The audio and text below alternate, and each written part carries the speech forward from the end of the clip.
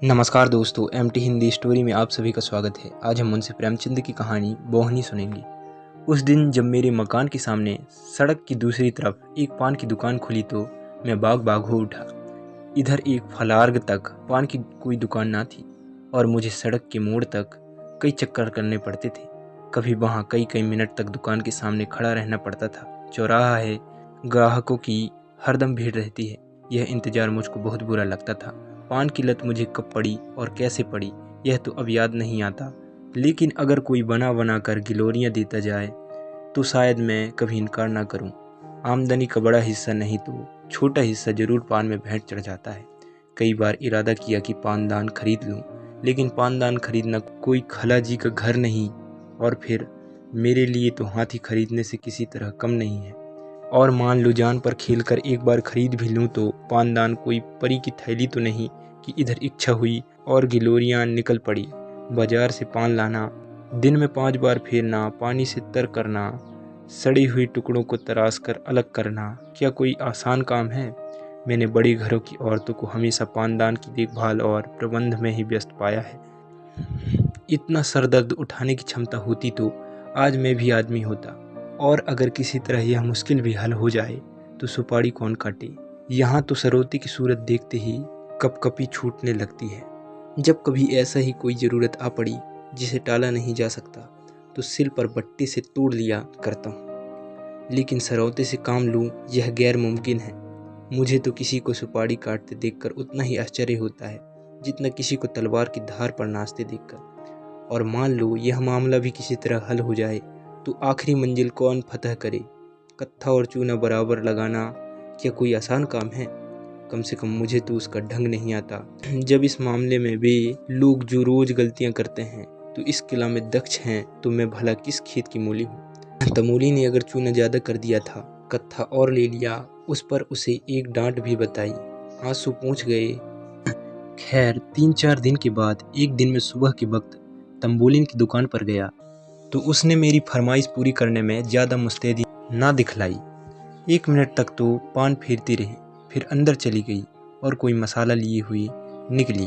मैं दिल में खुश हुआ कि आज बड़ी विधिपूर्वक गिलोरियाँ बना रही है, मगर अब भी वह सड़क की ओर प्रतीक्षा की आंखों से ताक रही थी कि जैसे दुकान के सामने कोई ग्राहक ही नहीं, और ग्राहक भी कैसा जो उसका पड़ोसी है और दिन में 20 ही बार आता है। तब तो मैं जरा झुंझला कर कहा, मैं कितनी देर से खड़ा हूँ, कुछ इसकी भी खबर है? तंबोलिन ने क्षमा याचना के स्वर में कहा, हाँ बाबूजी, आपको देर तो बहुत हुई, लेकिन 1 मिनट और ठहर जाइए। बुरा न मानिए बाबूजी, आपके हाथ की बोहनी अच्छी नहीं है।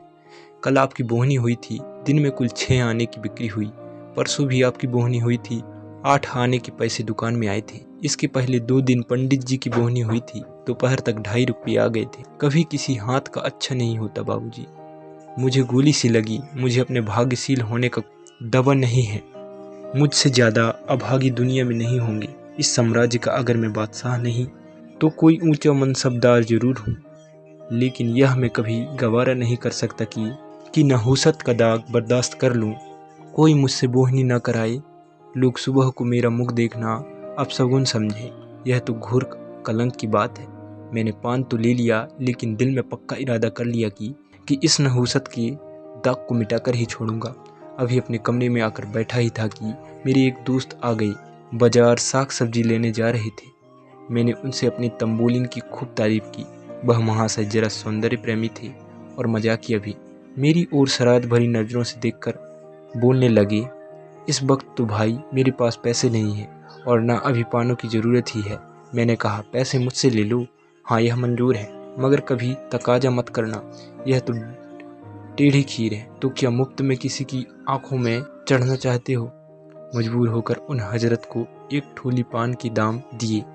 इसी तरह जो मुझसे मिलने आया उससे मैंने तंबोलिन का वखान किया। दोस्तों ने मेरी खूब हंसी उड़ाई, मुझ पर खूब फख्तियाँ कसी। मुझे छुपे रुस्तम, भगत जी और ना जाने क्या क्या नाम दिए गए, लेकिन मैंने सारी आफतें हंसकर टाली। यह दाग मिटाने की मुझे धुन सवार हो गई थी। दूसरे दिन जब मैं तंबोलिन की दुकान पर गया तो उसने फौरन पान बनाए और मुझे देते हुए बोली, बाबूजी, कल तो आपकी बोहनी बहुत अच्छी हुई, कोई 3.5 रुपये आए। अब रोज बोहनी करा दिया करो। 3-4 दिन लगातार मैंने अपने दोस्तों से सिफारिश की, तंबोलिन की स्तुति गाई और अपनी गिरह से पैसे खर्च करके सुर्खरुई हासिल की। लेकिन इतने ही दिनों में मेरे खजाने में इतनी कमी हो गई कि खटकने लगी। यह स्वांग अब ज़्यादा दिनों तक न चल सकता था, इसलिए मैंने इरादा किया कि खुद कि कुछ दिनों उसकी दुकान से पान लेना छोड़ दूं। जब मेरी बोहनी ही न होगी तो मुझे उसकी बिक्री की क्या फिक्र होगी। दूसरे दिन हाथ मुंह धोकर मैंने एक इलायची खा ली और अपने काम पर लग गया। लेकिन मुश्किल से आधा घंटा बीता हो कि किसी की आहट मिली। आंख ऊपर को उठाता हूँ तो तंबोलिन गिलोरियाँ लिए सामने खड़ी मुस्कुरा रही है। मुझे इस वक्त उसका आना जी पर बहुत भारी गुजरा, लेकिन इतनी बेमुरवत भी तो ना हो सकती थी कि दुत्कार दूं।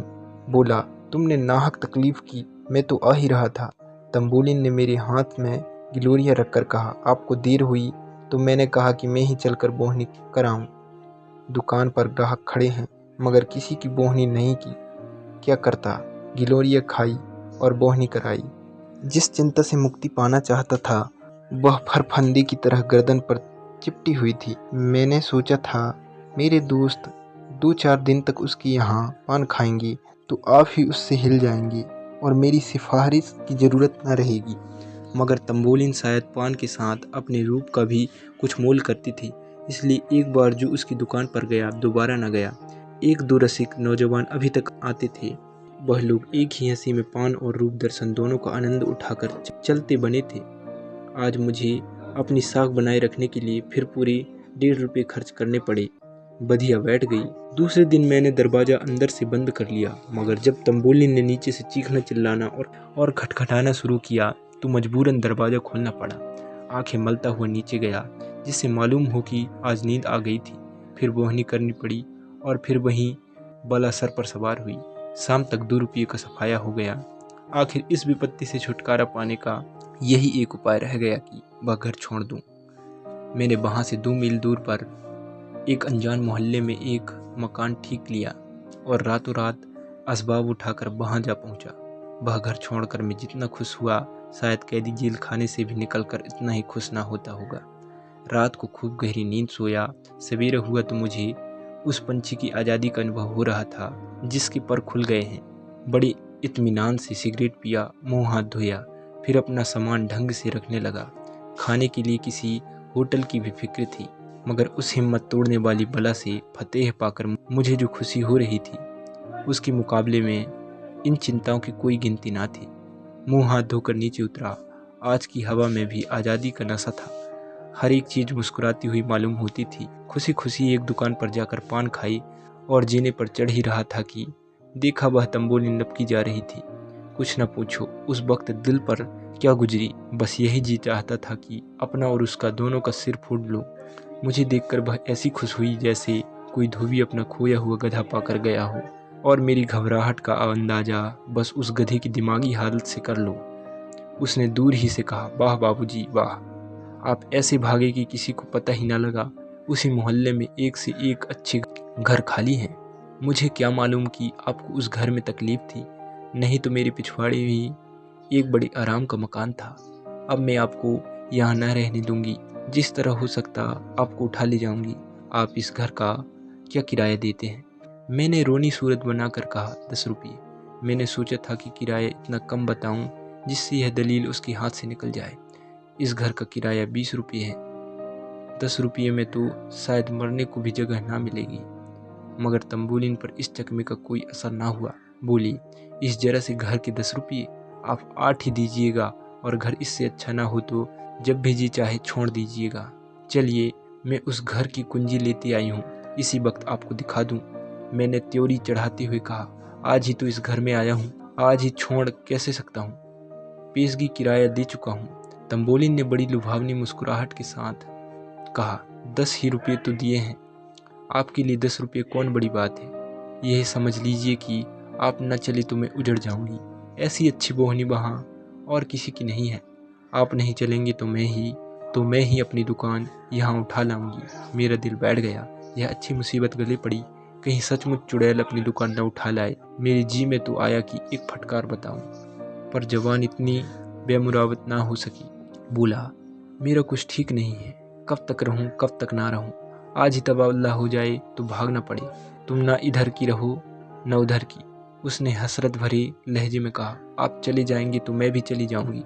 अभी आज तो आप जाते नहीं, मेरा कुछ ठीक नहीं है। तो मैं रोज़ यहाँ आकर आपकी बोहनी करा लिया करूँगी। इतनी दूर रोज आओगी? हाँ चली आऊँगी, 2 मील ही तो है। आपके हाथ की बोहनी हो जाएगी। यह लीजिए गिलोरियाँ लाई हूँ, बोहनी तो करा दीजिए। मैंने गिलोरियाँ ली, पैसे दिए और कुछ गस की सी हालत में ऊपर जाकर चारपाई पर लेट गया। अब मेरी अक्ल कुछ काम नहीं करती कि इन मुसीबतों से क्या कर गला छुड़ाऊँ। तब से इसी फिक्र में पड़ा हुआ हूँ। कोई भागने की राह नजर नहीं आती। सुरखरू भी रहना चाहता हूँ, बेमुरौवती भी नहीं करना चाहता और इस तरह मुसीबत से छुटकारा भी पाना चाहता हूँ। अगर कोई साहब मेरी इस करुण स्थिति पर मुझे ऐसा कोई उपाय बतला दे तो जीवन भर उसका कृतज्ञ रहूँगा।